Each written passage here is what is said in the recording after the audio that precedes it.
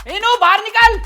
अरे अरे भाई साहब, कौन हो आप? क्यों चिल्लाए जा रहे हो? और घर में कैसे घुस आए? अरे किसी से पूछ के थोड़ी आऊंगा, अपने पैसे लेने आया हूँ। अरे भाई साहब, मैंने कौन सा कर्जा ले रखा है तुमसे? ओ बेटे, कर्ज किराए के पैसे लेने आया हूँ। किराए के पैसे तो मैं दे चुका।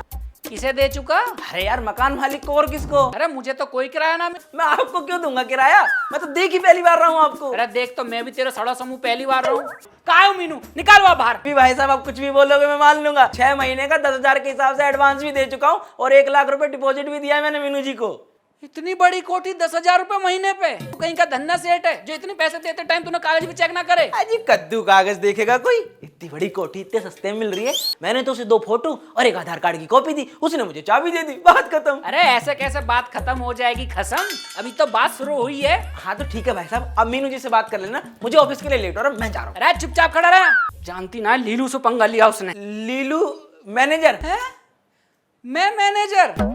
अरे साले, मैं सिर्फ प्लॉट को सूंघ लूं ना तो भी प्लॉट हमारा हो जावे, और यू मीनू मुझे रास्ता दिखा रही है। ओहो, देखो बैठे बैठे नुकसान हो गया भाई साहब आपका। अरे घूसा में नुकसान तो तेरा हो जाएगा। देखो, आप मेरी शराफत का गलत फायदा उठा रहे हो। हाँ, अरे शक्ल है तेरी फायदा उठाने वाली। चल चुपचाप पैसे निकाल मेरे। मैंने बता तो दिया कि मैंने मीनू जी को पहले ही दे रखे हैं पैसे। अरे मीनू गई तेल लेने। साले, जो तू पिछले 3 महीना से यहाँ रह रहा ना, उसका किराया निकाल। देखो भाई साहब, मैं नहीं जानता कुछ भी, मैंने मकान मालिक को किराया दे दिया पहले। अरे तो फिर मैं कौन हूँ? होगे कोई तुम दलाल, जमीन वमीन बेचने वाले।